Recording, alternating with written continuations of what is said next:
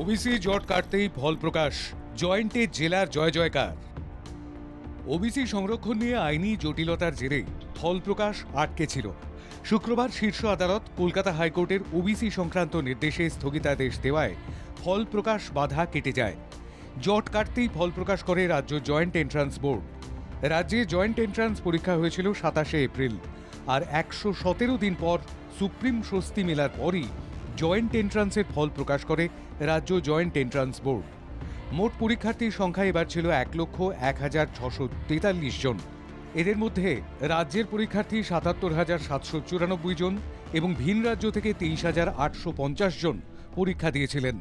প্রায় 4 মাস পর ফল প্রকাশের পর স্বস্তি পেয়েছেন পরীক্ষার্থীরা। জয়েন্ট এন্ট্রান্সে মোট পরীক্ষার্থী 1,01,643 জন। জয়েন্ট এন্ট্রান্সে উত্তীর্ণ 1,05,02 জন, পাশের হার 96.64%।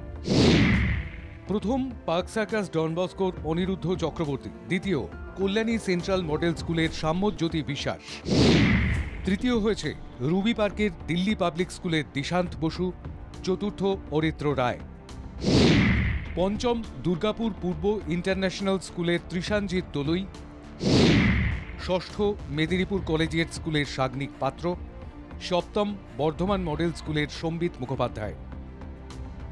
রাজ্য উচ্চশিক্ষা দপ্তর জানিয়েছে, স্নাতক স্তরে কলেজে ও বিশ্ববিদ্যালয়ের পোর্টালগুলিও খুলে দিয়ে উচ্চশিক্ষায় সুবিধা করে দিতে চায় প্রশাসন।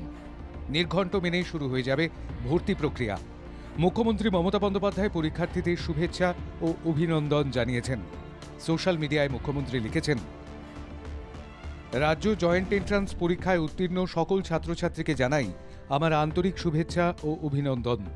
তোমাদের অভিভাবক ও শিক্ষকদেরও জানাই আমার অভিনন্দন।